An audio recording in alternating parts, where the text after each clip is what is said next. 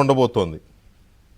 ఎప్పట్లోగా ఆంధ్రప్రదేశ్ రాజధానిని పూర్తిస్థాయి రాజధాని నిర్మాణాత్మకంగా చూడబోతున్నాం. పూర్తిస్థాయి అంటే నేను అనేది ఓ నగరం కాదు, అద్భుతమైన నగరం కాదు. ఆ సీడ్ క్యాపిటల్ నేను ఏదైతే అంటామో మనం, ఆ 1600 ఎకరాల జోన్ ఇచ్చేశారో ఆ మొత్తంగా దాన్ని ఎప్పట్లోగా మనం చూడబోతున్నాం. ఎలా ఉండబోతుంది?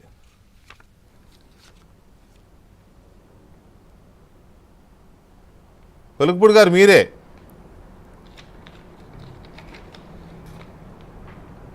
సార్, ఇప్పుడు సీడ్కి ఏ క్యాపిటల్ అయినా సరే, మీరు ప్రపంచంలో ఏ రాజధాని అయినా తీసుకోండి, ఆ రాజధాని నగరాన్ని ఈ చివరి నుంచి ఆ చివరి వరకు ఏ ప్రభుత్వం నిర్మించదండి. రాజధాని నగరంలో మీరు హైదరాబాద్ నగరాన్ని ఒక కేస్ స్టడీగా తీసుకొని నేను మాట్లాడతాను.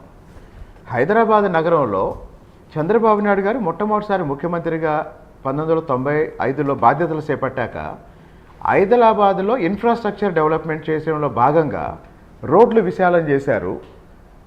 కాబట్టి ఎక్కడైతే మౌలిక వసతులు అవసరమో ఆ మౌలిక వసతులు ఏర్పాటు చేసి ప్రైవేటు వ్యక్తులకి, ప్రైవేటు సంస్థలకి వాళ్ళకున్న స్థలాలలో లేదా వాటికి కేటాయించబడ్డ స్థలాలలో వచ్చే అనేక రకాల సంస్థల ద్వారా విద్యా సంస్థలు వస్తాయి, వైద్య సంస్థలు వస్తాయి, దాదాపు అన్ని రకాల వ్యాపార సంస్థలు వస్తాయి. కాబట్టి ఇప్పుడు ప్రభుత్వం చేయాల్సిన, అంటే ప్రభుత్వం చేయబోతున్న పని ఏంటంటే ఈ రోడ్లు, ఈ డ్రైనేజీ, ఈ విద్యుత్ కనెక్షను, ఇట్లాంటి అలాగనే వాటర్ కనెక్షను, ఈ ఇన్ఫ్రాస్ట్రక్చరల్ డెవలప్మెంట్ మీద దృష్టి పెడితే ఒక 2 సంవత్సరాల్లోనే ఒక రూపం వస్తుందండి.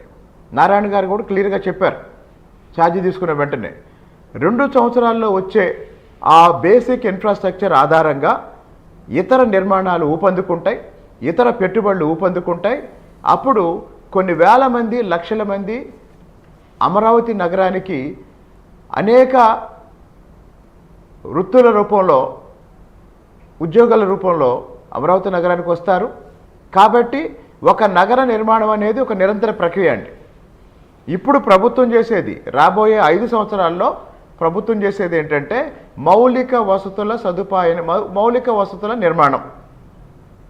తర్వాత ఏ ప్రైవేటు సంస్థలు అయితే వివిధ సంస్థలు ఏర్పాటు చేయడానికి ప్రభుత్వంతో ఒప్పందాలు చేసుకొని భూములు కూడా కేటాయించుకున్నారో వాళ్ళ ద్వారా ఆయా సంస్థలు ఏర్పాటు చేయించి ఇంకా రాజధాని నిర్మాణానికి ఒక పూర్తి స్థాయి రూపాన్ని తెచ్చే ప్రయత్నం మేము చేస్తాం.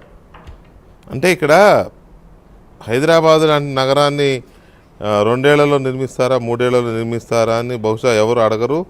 అంత పిచ్చితనంగా కూడా ఎవరు ఆలోచించరు నాకు తెలిసి. సరే, విమర్శల కోసం ఎవరో ఏదో మాట్లాడుతూ ఉంటారు, అవి పెద్దగా పట్టించుకోవాల్సిన అవసరం లేదు.